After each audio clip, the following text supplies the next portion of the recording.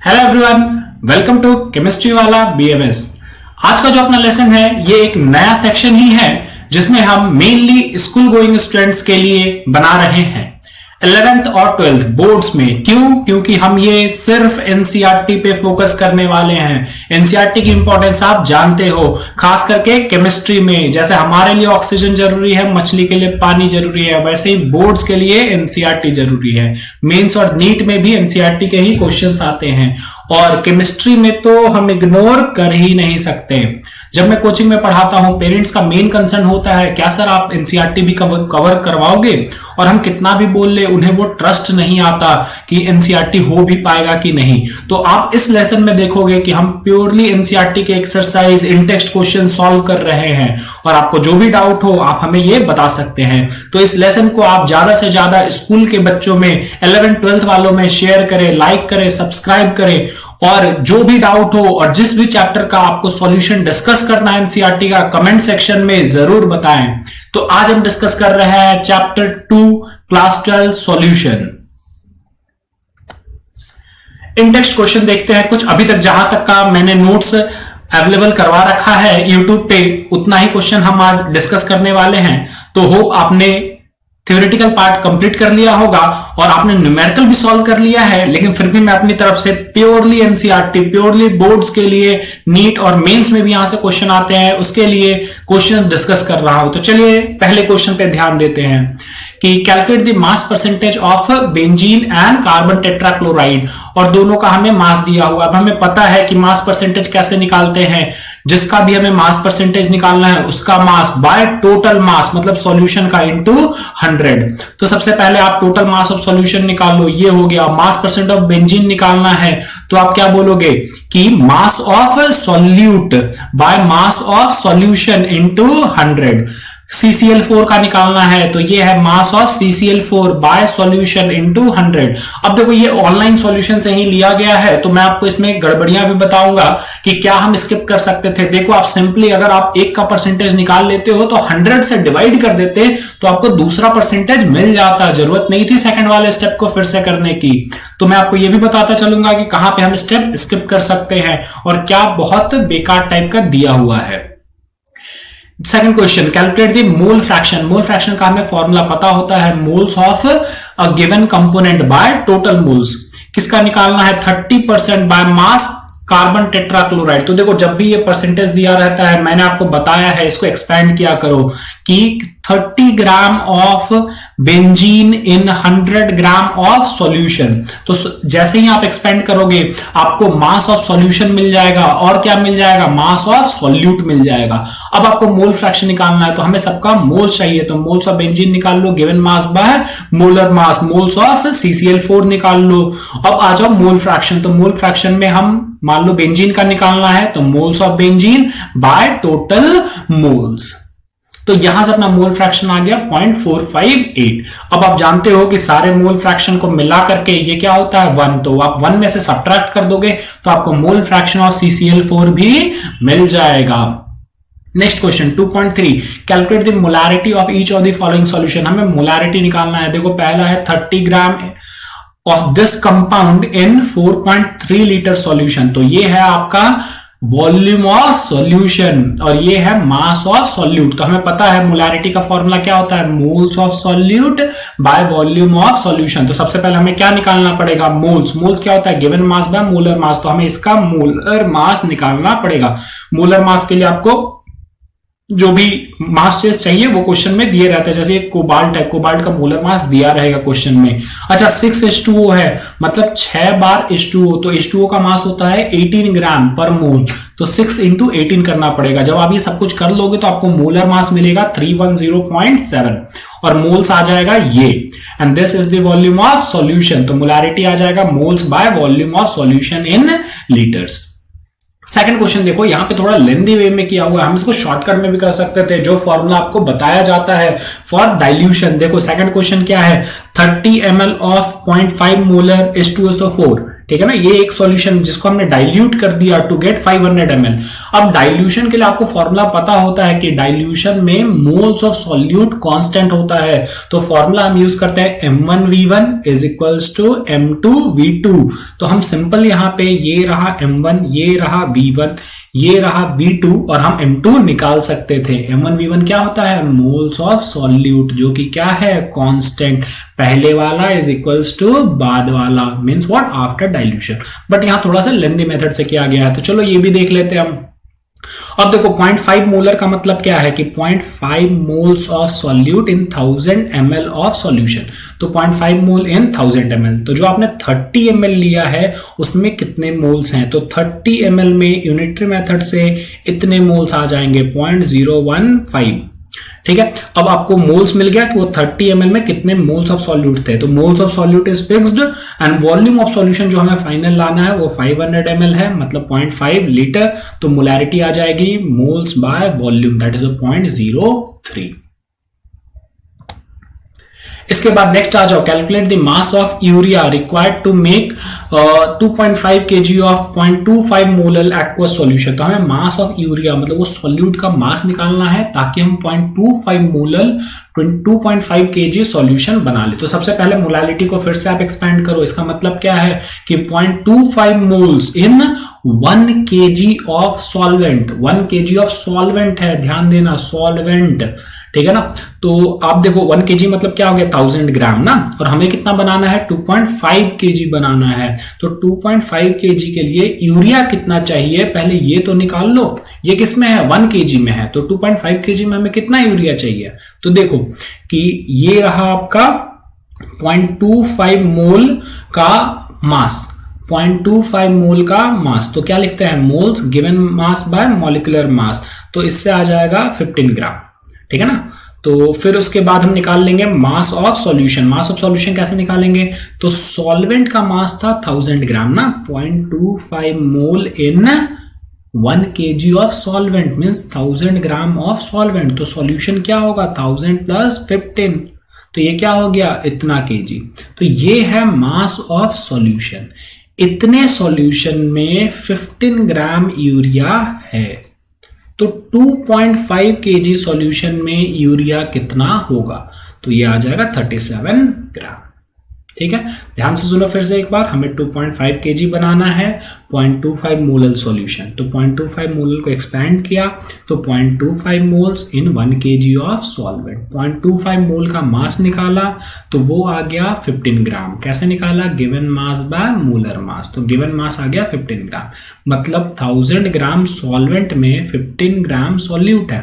तो सॉल्यूशन कितना हो गया ये ऐड करने के बाद, तो अगर 1.015 kg सॉल्यूशन में 15 ग्राम सॉल्यूट है तो 2.5 kg सॉल्यूशन में हमें कितना चाहिए, 37 gram. Done. Next question, calculate molarity and mole fraction of Ki if density if the density of 20% mass by mass aqueous solution। तो तुम्हें डेंसिटी दिया हुआ और मास परसेंटेज दिया हुआ है, तो मास परसेंटेज को तुम पहले एक्सपेंड कर सकते हो, 20 ग्राम इन 100 ग्राम ऑफ सॉल्यूशन। तो ये देखो रहा सॉल्यूट, ये रहा सॉल्यूशन और ये रहा तुम्हारा सॉल्वेंट। तो देखो बाय मास है तो हम मोलालिटी तो तुरंत निकाल सकते हैं। इसमें मोलालिटी के लिए क्या चाहिए, number of moles of solute. Number of moles of solute मतलब given mass by molar mass. तो given mass 20 by molar mass जो भी है, ठीक है ना। यूरिया है Ki है ना, Ki। अच्छा Ki का K का आप 130 मतलब K का आप मोलर मास ले लो 39 और I का मोलर मास ले लो 127, ठीक है ना। तो अब इसका मोल्स आ गया 0.120 and this is the mass of solvent in kg। तो अपना मोलारिटी तुरंत आ गया। अब देखो हमें निकालना मोलारिटी, तो मोलारिटी के लिए चाहिए वॉल्यूम ऑफ सॉल्यूशन। तो वॉल्यूम ऑफ सॉल्यूशन हम कैसे लाएंगे बताओ, मास ऑफ सॉल्यूशन हमें पता था जब हमने एक्सपैंड किया था ना 20 ग्राम इन 100 ग्राम ऑफ सॉल्यूशन, तो हमें मास ऑफ सॉल्यूशन पता है, तो हम डेंसिटी को यूज करते हुए वॉल्यूम ऑफ सॉल्यूशन निकाल लेंगे इन लीटर्स। जो यहां से पहले मिलेगा ना वो ml में होगा, क्योंकि डेंसिटी की जो यूनिट है ग्राम पर ml है। तो ये volume of solution in ml है, इसको लीटर में निकाल लो। अब मोलारिटी आ जाएगा moles by volume of solution in litre, ठीक है ना। तो ये रहा मोलारिटी। अब नेक्स्ट क्या निकालना है, मोल फ्रैक्शन। तो ठीक है ना, मोल फ्रैक्शन देखो ये 20 ग्राम सॉल्यूट था तो इसके मोल्स निकाल लो, 80 ग्राम सॉल्वेंट था इसके मोल्स निकाल लो। अब जिसका भी हमें मोल फ्रैक्शन निकालना है तो उसके मोल्स बाय टोटल मोल्स हो गया। दूसरे वाले का निकालना है मतलब सॉल्वेंट का, तो 1 से सब्ट्रैक्ट कर दो।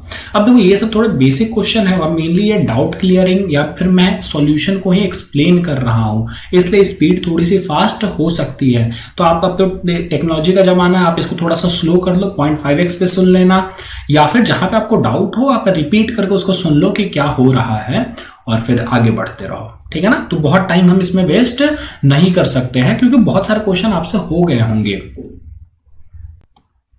चलो इसके बाद नेक्स्ट क्वेश्चन देखते हैं कि ये क्वेश्चन हेनरीज लॉ पे बेस्ड है। अच्छा तो चलो हेनरीज लॉ का एक क्वेश्चन देख लेते हैं कि H2S is a toxic gas with a रॉटन egg like smell is used in quantity. चलो ये सब कहानी है, ठीक है ना। सॉल्बिलिटी तुम्हें दिया हुआ, सॉल्बिलिटी इज 0.195 मोलर। तो हेनरी लॉ कांस्टेंट हमें निकालना है। अब देखो कि जो फॉर्मूला होता है हेनरीज लॉ का P is equals to KH into x, तो उसमें हम सॉल्बिलिटी मोल फ्रैक्शन के टर्म्स में लिखते हैं। तो हमें क्या यहाँ मोलालिटी दी हुई है तो मोलालिटी को हमें मोल फ्रैक्शन के टर्म्स में कन्वर्ट करना पड़ेगा। कैसे करोगे, तो एक्सपेंड करो, जैसे हम जानते हैं हर बार बोला है तुम्हें। तो 0.195 मोल को क्या लिखोगे, 0.195 मोल इन 1 kg ऑफ सॉल्वेंट। तो सॉल्वेंट का मास हमें पता चल गया 1000 ग्राम, ठीक है ना, और ये मोल्स ऑफ सॉल्यूट है। अब हमें मोल फ्रैक्शन निकालना है, तो मोल फ्रैक्शन तुम सॉल्वेंट का निकाल लो सिर्फ 1000/18 दैट इज 55.5। तो आ गया ना ये moles of solute bye moles of solute plus moles of solvent. अब क्या करते देखो कि यहाँ तो एनसीईआरटी का सॉल्यूशन दिया हुआ है तो उन्होंने कैलकुलेटर से कैलकुलेट कर लिया होगा, बट आप देख सकते हो कि gas is very less as compare to solvent. तो हम 0.195 को इग्नोर कर देते हैं और हर क्वेश्चन में यही करना रहता है हेनरीज लॉ के, ठीक है ना। तो आप 0.195 को यहाँ पे इग्नोर कर सकते थे, कोई दिक्कत नहीं है। तो हमें मोल fraction of H2S gas in liquid solution पता चल जाएगा। अब आप इसको लगा दो, तो यहाँ मोल फ्रैक्शन लिखा, यहाँ पे हमने प्रेशर लिखा, प्रेशर दिया हुआ है क्या क्वेश्चन में, STP दिया हुआ है, तो STP पे हम क्या ले लेंगे, 1 ले लेंगे, ठीक है ना, 1 ATM ले लेंगे, ठीक है ना। यहाँ पे देखो इसने फिर थोड़ा सा मतलब एग्जैक्ट डेटा यूज करने की कोशिश की है, इसने बार में कन्वर्ट किया है। तो हमें पता होता है कि 1 ATM इज 1.0 होता है ना, 1.01325 बार, ठीक है ना, जिसका हम ज्यादा ध्यान नहीं देते, तो इसको इसने कन्वर्ट कर लिया है। वैसे आप यहाँ पे डायरेक्टली 1 लिख सकते हो, ठीक है ना।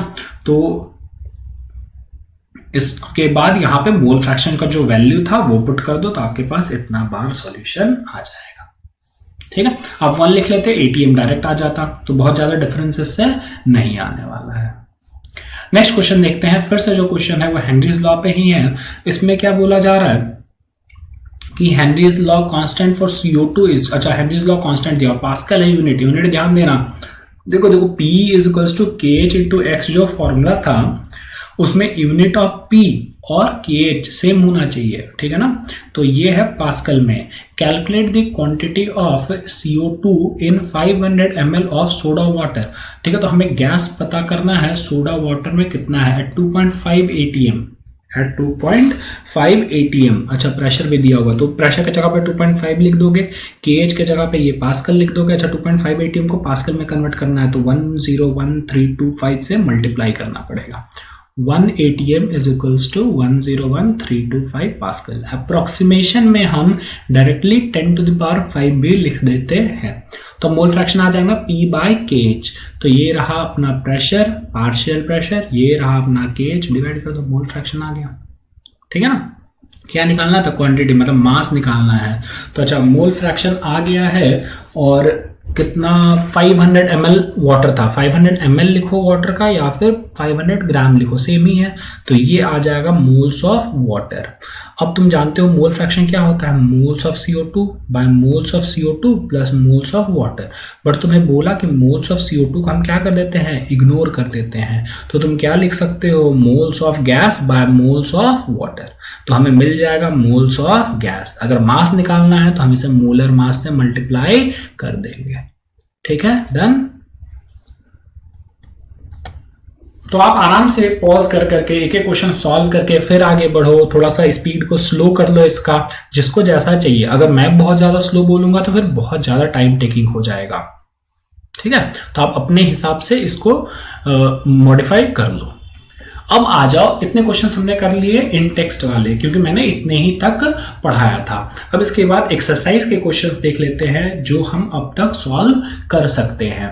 तो चलो देखते हैं। डिफाइन द टर्म सॉल्यूशन, यहाँ टेरा नहीं लिखा और टर्म होना चाहिए, टर्म सॉल्यूशन। सिंपल डेफिनेशन है तो क्या है, होमोजेनियस मिक्सचर है 2 और मोर केमिकल, नॉन रिएक्टिव, क्योंकि अगर रिएक्ट करके कुछ और बना लिया तो जरूरी नहीं है कि सॉल्यूशन रह पाएगा। मान लो तुम लिक्विड डाले और रिएक्ट करके सॉलिड बन गया, तो अब कहाँ सॉल्यूशन है, ठीक है ना। अच्छा, टाइप्स ऑफ सॉल्यूशन, तो देखो तीन सॉल्वेंट हो सकते हैं, तो उसके हिसाब से 9 टाइप्स ऑफ सॉल्यूशन। अच्छा, सॉल्यूशन का जो फेज होता है वो कैसे डिसाइड होता है, वो ऐसे डिसाइड होता है कि एक सॉल्यूट है, एक सॉल्वेंट है, जो ज्यादा है, जैसे मान लो गैस वाला पार्ट ज्यादा है तो गैस इज सॉल्वेंट, और जो सॉल्वेंट का फेज होगा वही फाइनल सॉल्यूशन का फेज होगा। जैसे तुमने थोड़ा सा सॉलिड गैस में डाला, ज्यादा गैस में, तो gas is solvent and overall phase will be gaseous. अगर मान लो आपने लिक्विड लिया, पानी लिया, और उसमें थोड़ा सा चीनी डाला, तो चीनी इज सॉल्यूट एंड पानी इज सॉल्वेंट, क्योंकि वो बाय मास ज्यादा है, और पानी का सॉल्वेंट का जो फेज होगा वही सॉल्यूशन का भी फेज होगा। तो यहाँ पे 9 टाइप्स लिखा हुआ है, विद एग्जाम्पल आप देख सकते हो। नेक्स्ट आ जाओ, give an example of solid solution in which solute is gas.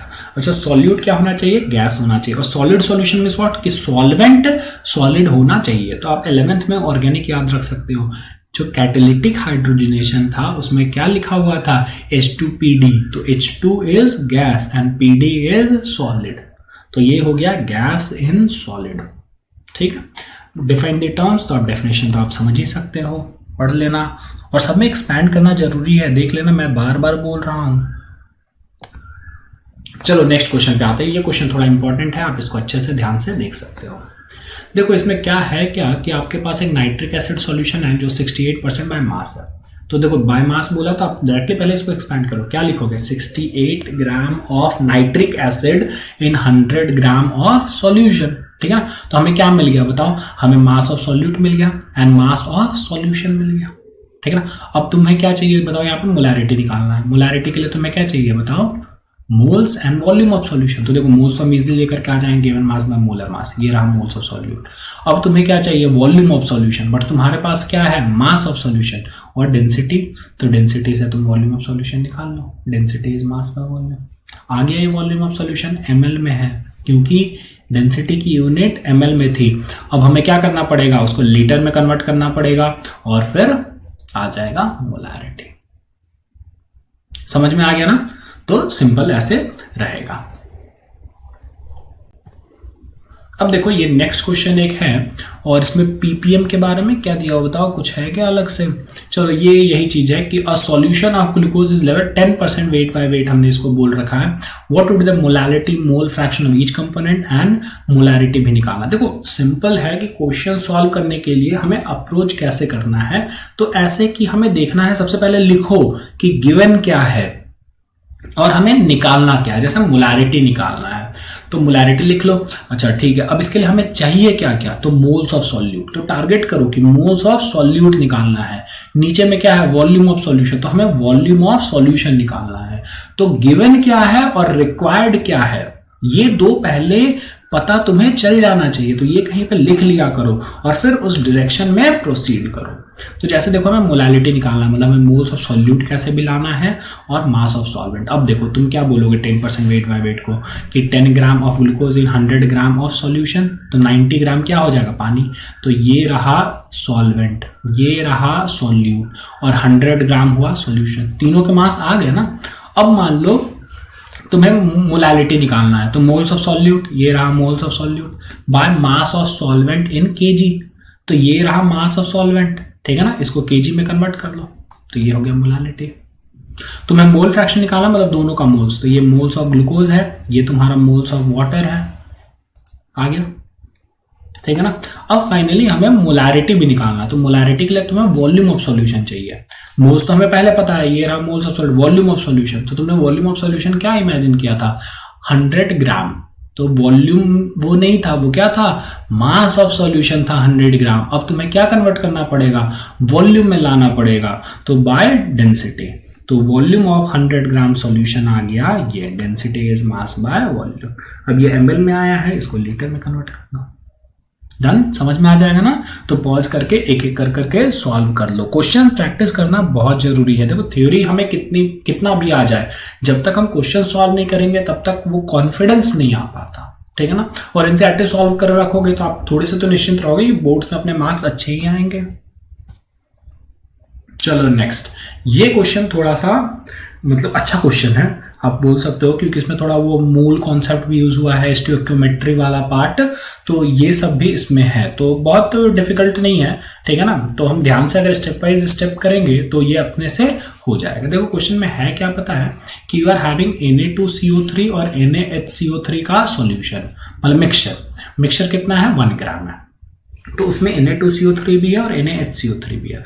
अब इसका रिएक्शन हमने HCl के साथ करवाया, तो HCl की मोलैरिटी दी हुई है, ठीक है ना, वॉल्यूम वो पूछ रहा है, ठीक है। तो देखो सिंपल कॉन्सेप्ट क्या है, देखो ये दो रिएक्शन है जो तुम्हें थोड़ा सा आना चाहिए, ठीक है। तो ये दो रिएक्शन है। अब तुम देखो, मान लो मोल्स ऑफ Na2CO3 निकाल लो, मोल्स ऑफ NaHCO3 निकाल लो, तो रिक्वायर्ड मोल्स ऑफ HCl मिल गया कि हमें HCl के कितने मोल्स चाहिए।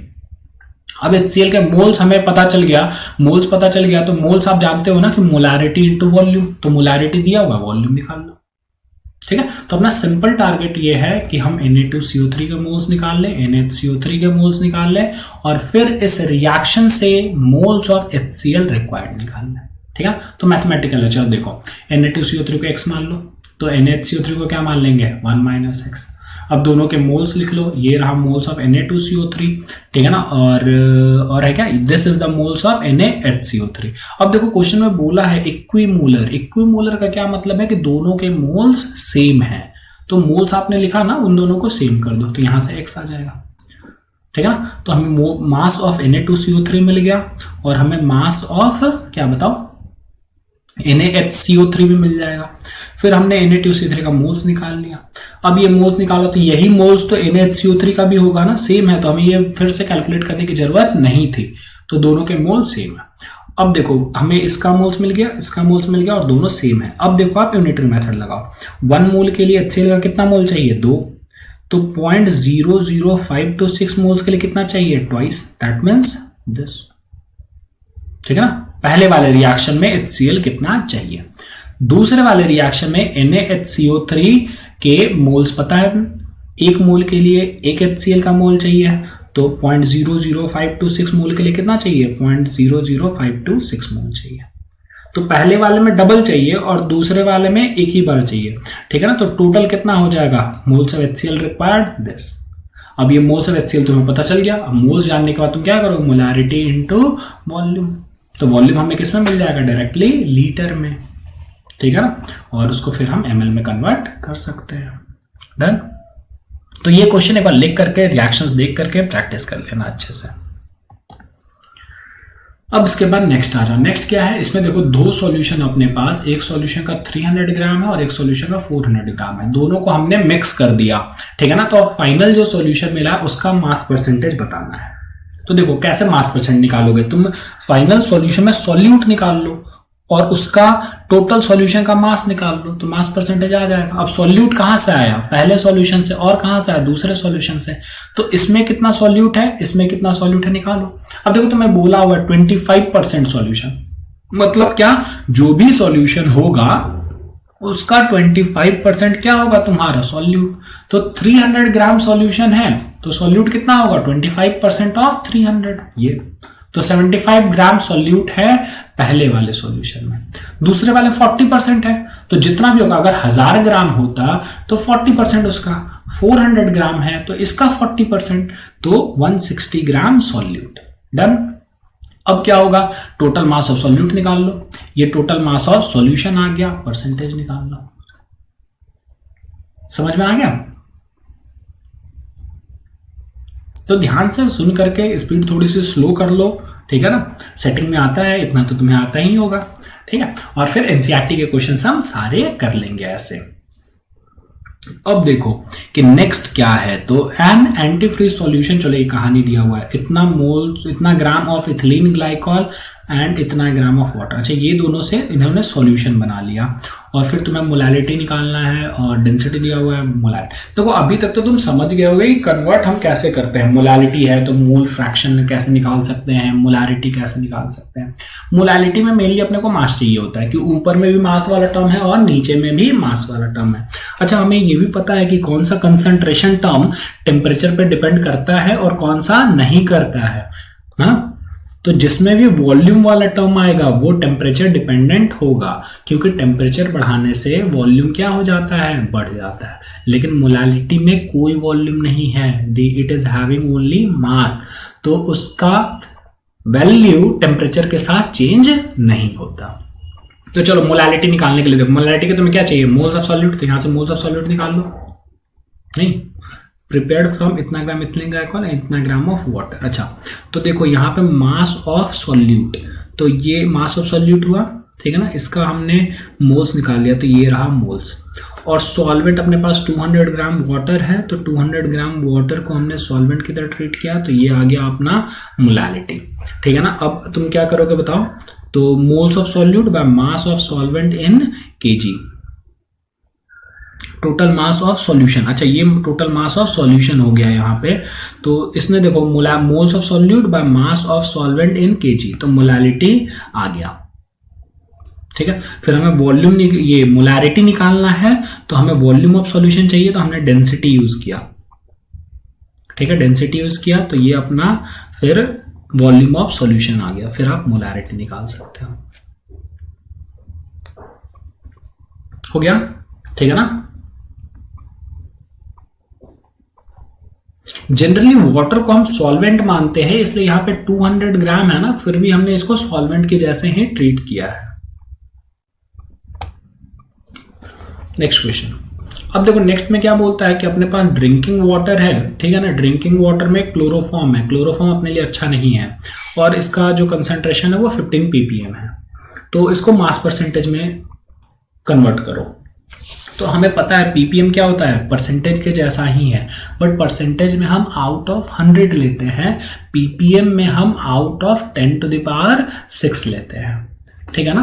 तो देखो यहाँ पे 15 ppm का मतलब क्या है कि 15 parts in 10⁶ parts of solution, तो ये सॉल्यूट का पार्ट और ये सॉल्यूशन का पार्ट, ठीक है ना। तो परसेंटेज क्या हो जाएगा, मास of solute by mass of solution into 100, ठीक है ना। तो बाय मास अगर हमें निकालना था तो। अच्छा, इसको कन्वर्ट करना है हमें, और कुछ है क्या, मोलालिटी निकालनी है। तो मोलालिटी के लिए क्या चाहिए बताओ, मोल्स ऑफ सॉल्यूट, तो ये 15 ग्राम था मास ऑफ सॉल्यूट, इसे मोल्स निकाल लो, तो ये रहा मोलर मास इसका, ये आ गया moles bye mass of solvent in KG. अब देखो मास ऑफ सॉल्वेंट क्या बोलोगे, तो ये सॉल्यूशन था और ये सॉल्यूट था, तो 10⁻6 में से 15 सब्ट्रैक्ट करोगे तो क्या होगा, कोई फर्क नहीं पड़ता। तो सॉल्यूशन को ही हम सॉल्वेंट मान सकते हैं, क्योंकि ये है बहुत ही डाइल्यूट सॉल्यूशन। मतलब समझो ऐसा कि पानी बहुत ज्यादा था, तुमने उसमें थोड़ा सा क्लोरोफॉर्म डाल दिया, तो वॉल्यूम ऑफ या मास ऑफ जो सॉल्यूशन है वो ऑलमोस्ट चेंज नहीं हुआ है, ठीक है। तो वेरी डाइल्यूट सॉल्यूशन के केस में हम सॉल्वेंट और सॉल्यूट को सेम मान सकते हैं। तो अभी आ गया moles of solute by mass of solvent in KG, ठीक। अब देखो इसके बाद कुछ थ्योरेटिकल क्वेश्चंस हैं, थ्योरेटिकल क्वेश्चंस है बट लॉजिकल हैं, ठीक है ना, तो आपको ये जरूर आना चाहिए, ठीक है ना। तो अब देखो क्या है कि what role does molecular interaction play in a solution of alcohol and water. तो देखो अल्कोहल एंड वाटर किसका एग्जांपल है, मैंने आपको बता रखा है, बहुत इंपॉर्टेंट है। पॉजिटिव डेविएशन हो रहा था, कैसे हो रहा था पॉजिटिव डेविएशन, तो देखो ये बोला कि दोनों में इंटरमॉलिक्यूलर हाइड्रोजन बॉन्डिंग है, ठीक है। फिर जब तुमने मिक्स कर दिया तो hydrogen bonding between alcohol and water जो है वो क्या हो जाता है, वीक हो जाता है, ठीक है ना। क्या हो जाता है, वीक हो जाता है as compare to pure water. Pure water में बहुत स्ट्रांग था, तो मिलाने के बाद वीक हो जाता है। तो ऐसा किस केस में होता था, पॉजिटिव डेविएशन में। तो अगर बाद में सॉल्यूशन में फोर्सेस वीक हो गए हैं देन प्रेशर इंक्रीज हो जाता था, और अगर सॉल्यूशन का प्रेशर इंक्रीज हो गया है तो बॉइलिंग पॉइंट क्या हो जाएगा, कम हो जाएगा, ठीक है। पॉजिटिव डेविएशन के टर्म केस में वो एजियोट्रॉप भी बनता था। कौन सा एजियोट्रॉप बनता था? मिनिमम बॉइलिंग एजियोट्रॉप, जो मैंने आपको उस लेसन में बता दिया था कि जो सॉल्यूशन बॉयल करेगा वो इंडिविजुअल कंपोनेंट के बॉइलिंग पॉइंट से भी कम टेम्परेचर पे बॉयल कर जाएगा, ठीक है ना। तो वहां पे आपको बताया था, आप जाकर के एक बार देख लेना। और कोई भी चीज आपको नहीं समझ में आती आप कमेंट में लिखें ना, या जिनके पास मेरा नंबर है आप उस पर व्हाट्सएप करें, ठीक है। Why do gases tend to be less soluble in liquid at temperature? तो ये फिर से देखो हमने बता रखा है गैस इन लिक्विड, तो ये बोल रहा है कि अगर हम टेम्परेचर बढ़ाएंगे तो गैस क्यों कम सॉल्युबल होगा। तो हमें पता है कि dissolution of gas in liquid is exothermic. तो अगर हम टेम्परेचर बढ़ाएंगे तो गैस मॉलिक्यूल को मिल जाएगा energy and it will escape. अगर इक्विलिब्रियम से हम देखना चाहें तो अगर हम टेम्परेचर बढ़ाएंगे तो रिएक्शन किधर जाने लगेगा? इन बैकवर्ड डायरेक्शन। तो डिसोल्यूशन क्या हो जाएगा? कम हो जाएगा। समझ में आ गया? चलो next, state Henry's law and it's important application. तो ये सब हमने उधर थ्योरेटिकल पार्ट में पढ़ रखा है कि बेवरेजेस में CO2 gas is dissolved at high temperature. Scuba diving में हम नीचे जाएंगे, क्लाइंबर्स अगर हाई एल्टीट्यूड पे जा रहे हैं तो क्या होगा।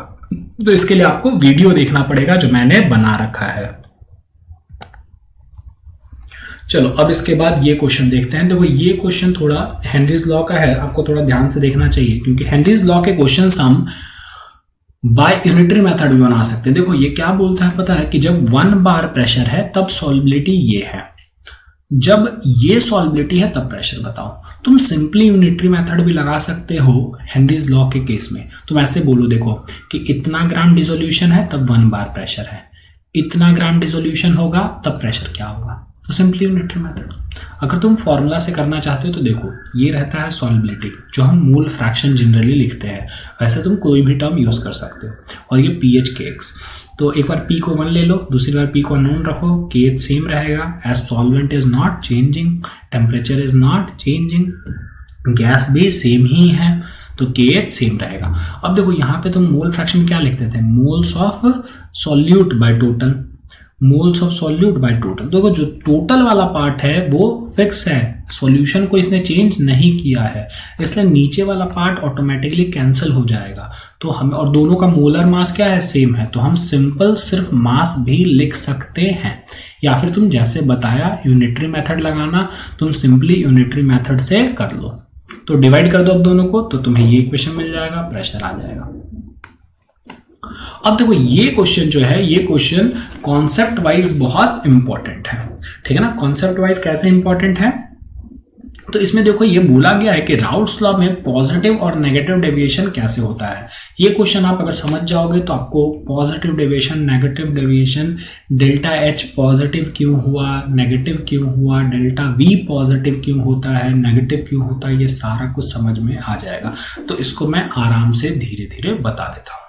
सुनो कि सॉल्यूशन, देखो सॉल्यूशन हैविंग वेपर प्रेशर था, तो ये था ना कि राउट्स लॉ का फॉर्मूला जो था P is equals to P0A XA plus P0B XB। अगर इससे वेपर प्रेशर ज्यादा आएगा तो हम उसको क्या बोलेंगे? Positive deviation. पॉजिटिव डेविएशन क्यों होता था? क्योंकि जब हम सॉल्यूट और सॉल्वेंट को मिला देते थे तो इंट्रैक्शन वीक हो जाता था, तो प्रेशर क्या होता था? बढ़ जाता था। इंट्रैक्शन वीक हो गया तो प्रेशर क्या हो जाएगा? बढ़ जाएगा। तो इसी को हम क्या बोलते थे? Positive deviation. अब देखो डेल्टा H पॉजिटिव कैसे हुआ? क्योंकि देखो हमें सॉल्यूट सॉल्वेंट का फोर्स जो था, इंटरमॉलिक्यूलर फोर्स, पहले क्या था? स्ट्रॉन्ग था, तो हमें ज्यादा एनर्जी देना पड़ा तोड़ने के लिए। और जब नया बॉन्ड बना AB, मतलब सॉल्यूट और सॉल्वेंट का नया बॉन्ड बना इन सॉल्यूशन, तो ये बॉन्ड कैसा बना? वीक बना। तो वीक बना तो एनर्जी, जब बॉन्ड बनता है तो एनर्जी इज रिलीज्ड, और जब हम बॉन्ड तोड़ते हैं then we have to supply energy. तो पहले का बॉन्ड स्ट्रॉन्ग था तो हमें ज्यादा एनर्जी देना पड़ा तोड़ने के लिए। बाद में सॉल्यूशन में जो इंटरमॉलिक्यूलर फोर्सेस थे वो वीकर थे, तो कम एनर्जी लिबरेट हुआ, तो ओवरऑल डेल्टा H क्या रह गया? पॉजिटिव, मतलब हमें ओवरऑल एनर्जी देनी पड़ी।